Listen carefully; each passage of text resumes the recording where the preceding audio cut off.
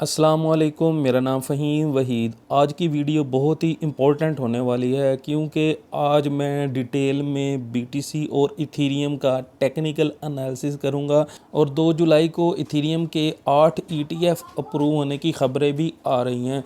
सबसे पहले हम देखते हैं कि बीटीसी एक ख़ास रेंज में ट्रेड हो रहा है, यानी कि बीटीसी 60,000 से 63,000 की रेंज में ट्रेड हो रहा है। बीटीसी 63,000 से 60,000 की सपोर्ट को होल्ड करता है और फिर दोबारा रेजिस्टेंस जो कि 63,000 पे बनती है वहाँ पे जाता है और रेजिस्टेंस के ऊपर वीक लगती है और वापस 63,000 की रेंज में यानी 63,000 की रेजिस्टेंस को होल्ड करते हुए नीचे आ जाता है। बहुत से ऐसे शहजादे ट्रेडर्स हैं जो कि फ्यूचर ट्रेडिंग करते हैं यानी लेवरेज ट्रेडिंग करते हैं, उन्होंने लॉन्ग शॉर्ट ट्रेड्स लगाई होंगी, तो वो बहुत ही पैनिक होंगे कि अब क्या किया जाए, लॉन्ग करना चाहिए, शॉर्ट करना चाहिए, या अगर ट्रेड्स ली हुई हैं तो उन्हें होल्ड करना चाहिए।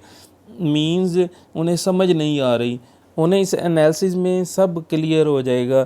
देखें, जो स्कैल्पर्स हैं वो तो ट्रेडिंग इस रेंज में ट्रेडिंग कर सकते हैं, लेकिन जो स्विंग ट्रेडर हैं उन्हें अभी वेट करना चाहिए कि मार्केट क्या रुख पकड़ती है, क्या मार्केट ऊपर जाती है या मार्केट नीचे जाती है।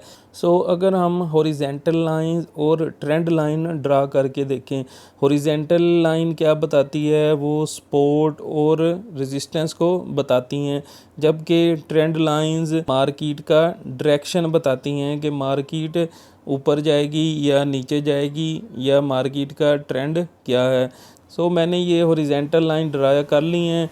ये रेजिस्टेंस 63,000 पे बन रही है और सपोर्ट 60,000 पे बन रही है।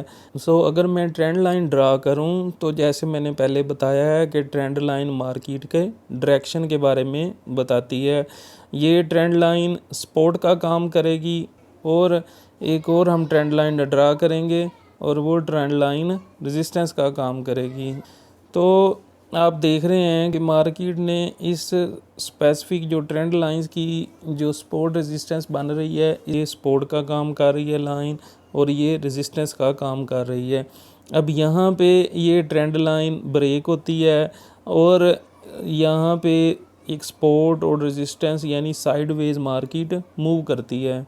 अब अगर हम मार्केट को 1 वीक के प्राइस चार्ट पे देखें और हॉरिजेंटल लाइंस ड्रा करें तो हम देखें कि यहाँ 61,000 पे वीकली टाइम फ्रेम पे सपोर्ट बन रही है और इसी तरीके से अगर मैं रेजिस्टेंस ड्रा करूँ तो रेजिस्टेंस 70,000 पे बन रही है। ये जो वीकली कैंडल क्लोज़ हुई है ये सपोर्ट के ऊपर क्लोज़ हुई है, ये रेड वाली कैंडल। ये बहुत ही अच्छी बात है क्योंकि अगर ये क्लोजिंग सपोर्ट के नीचे होती, यहाँ पे होती, तो फिर मार्केट डाउन ट्रेंड में भी जा सकती थी, बेरिश भी हो सकती थी। ये वीकली टाइम बहुत ही इम्पोर्टेंट है और लार्ज टाइम फ्रेम का जो एनालिसिस होता है वो शॉर्ट टाइम के एनालिसिस से ज़्यादा बेहतर होता है। इसलिए जब तक मार्केट 60,000 से ऊपर है मैं बुलिश हूँ। कई ट्रेडर्स ये वीकली डबल टॉप की वजह से भी काफ़ी परेशान हैं क्योंकि ये जो वीकली डबल टॉप बन रहा है ये मार्केट जब अप ट्रेंड में है तब बन रहा है और इस डबल टॉप को ट्रेंड रिवर्सल समझा जाता है, यानी मार्केट अब क्योंकि अप ट्रेंड में है तो डबल के बाद मार्केट डाउन ट्रेंड में भी जा सकती है। अगर हम साथ में 4EMA का यूज़ करें तो हमें मार्केट की पिक्चर ज़्यादा क्लियर नज़र आती है। अब देखें, ये वीकली टाइम फ्रेम है और ये जो येलो मूविंग एवरेज है ये 21 मूविंग एवरेज है, जो पर्पल मूविंग एवरेज है ये 55 है, जो ये ब्लू मूविंग एवरेज है ये 100 है और जो ग्रीन मूविंग एवरेज है वो 200 मूविंग एवरेज है। अब बीटीसी 21 मूविंग एवरेज को भी सपोर्ट के तौर पे ले रहा है और अच्छी सपोर्ट बनाई हुई है। अगर हम मार्केट को डेली टाइम फ्रेम पे देखें तो बीटीसी ने 200 मूविंग एवरेज को डेली टाइम फ्रेम पे भी एक अच्छी सपोर्ट बनाई हुई है और ये मूविंग एवरेजेस रेजिस्टेंस का काम कर रही हैं।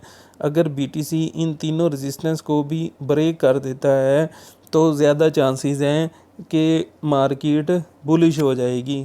देखें, अगर हम 4 EMA को, EMA का मतलब होता है एक्सपोनेंशियल मूविंग एवरेज, ये मूविंग एवरेजेस भी सपोर्ट एंड रेजिस्टेंस का काम कर रही होती हैं। अगर मैं स्कैल्पिंग के हिसाब से अगर हम 15 मिनट का टाइम फ्रेम यूज़ करें तो आप देख सकते हैं कि जब भी मूविंग एवरेजेस की तरतीब उलटती है, यानी पहले ग्रीन कैंडल ऊपर थी, ठीक है, फिर ब्लू, पर्पल और येलो, लेकिन देखें यहाँ पे जब तरतीब उलट हुई है, यानी ग्रीन कैंडल नीचे आ गई है, फिर ब्लू कैंडल आ गई है, फिर पर्पल और फिर येलो, जब ऐसा सिनेरियो आप देखेंगे तो मार्केट पंप करेगी। लेकिन जब हम हिस्ट्री में देखें तो जब ग्रीन कैंडल ऊपर थी और ब्लू फिर कैंडल, फिर पर्पल और फिर येलो, तब मार्केट डाउन ट्रेंड में थी। और जैसे ही इनकी तरतीब चेंज हुई है, यानी 200 की मूविंग एवरेज नीचे आई है, फिर 100 मूविंग एवरेज, फिर 55 मूविंग एवरेज और लास्ट पे 21 मूविंग एवरेज, जैसे ही मूविंग एवरेजेस चेंज हुई हैं, EMAs चेंज हुई हैं, तो मार्केट ने भी अपनी डायरेक्शन चेंज कर ली है। मार्केट अब पंप कर रही है। अगर हम EMA की बजाय मैकडी को यूज़ करें, मैकडी जिसे मूविंग एवरेज कन्वर्जेंस डाइवर्जेंस कहते हैं, और टाइम फ्रेम हमने 15 मिनट वाला ही यूज़ किया हुआ है। अब इस केस में जब येलो लाइन पर्पल लाइन को ब्रेक करेगी, यानी ऊपर येलो लाइन पर्पल लाइन को कट करते हुए नीचे आएगी, तो मार्केट बेरिश होगी। और जब ये येलो लाइन पर्पल लाइन के नीचे से कट करके ऊपर आएगी तो मार्केट पंप करेगी।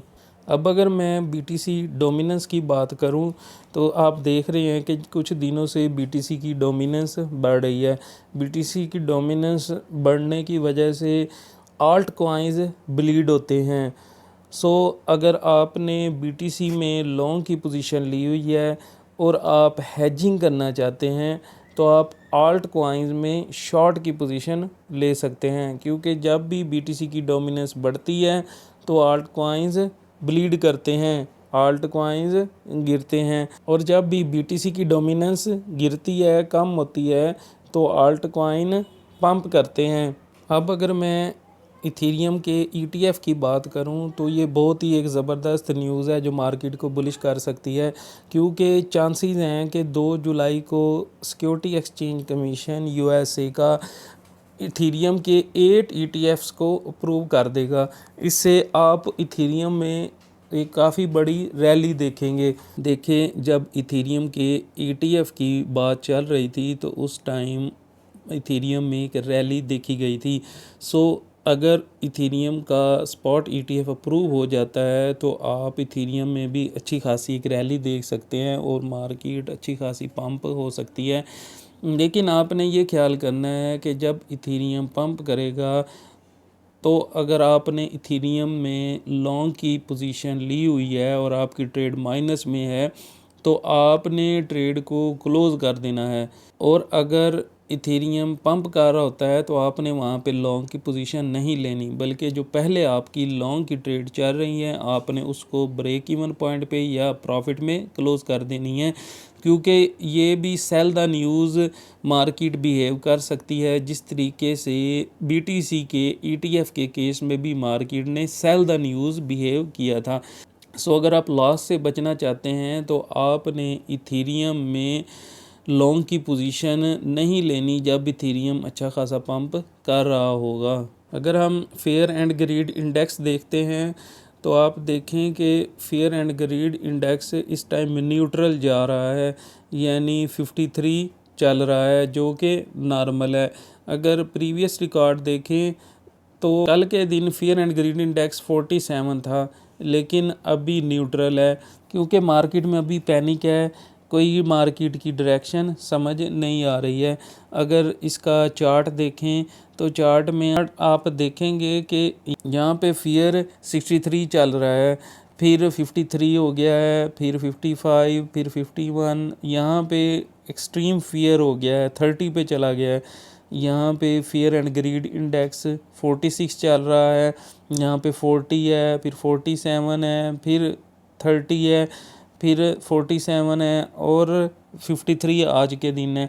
यानी फियर एंड ग्रीड इंडेक्स को भी अगर हम देखें तो वो भी न्यूट्रल चल रहा है, क्योंकि मार्केट की डायरेक्शन की समझ नहीं आ रही है। फेयर एंड ग्रीड इंडेक्स अगर कम होगा, 50 से नीचे होगा, दैट मीन्स फियर है, और अगर 50 से 100 की रेंज में होगा दैट मीन्स ग्रीड है। अगर हम लेटेस्ट बिटकॉइन ETF फ्लो की बात करें तो आप देखें कि 12 जून को इनफ्लो हुआ है, फिर 13, 14 और 17, 18 जून को आउटफ्लो हुआ है, मार्केट से पैसा निकला है। फिर हम अगर लास्ट के 3 डेज़ को देखें तो हमें पता चलता है कि मार्केट में पैसा आ रहा है, यानी कि लास्ट के जो 3-4 डेज़ हैं 25 जून से 28 जून तक, तो मार्केट में इनफ्लो देखा गया है। इसकी वजह से मार्केट आपको साइडवेज नज़र आ रही है, मार्केट आपको थोड़ा बहुत पंप होते हुए नज़र आ रही है। उम्मीद है आप दोस्तों को वीडियो पसंद आई होगी और आपकी इन्फॉर्मेशन में भी इजाफा हुआ होगा। अगर वीडियो अच्छी लगी है तो आपसे गुजारिश है वीडियो को लाइक कर दें, चैनल को सब्सक्राइब कर दें और साथ वाले बेल आइकन को प्रेस कर दें, ताकि मेरी हर नई आने वाली वीडियो का नोटिफिकेशन आप दोस्तों को मिलता रहे। दुआ में याद रखिएगा। अल्लाह हाफिज़।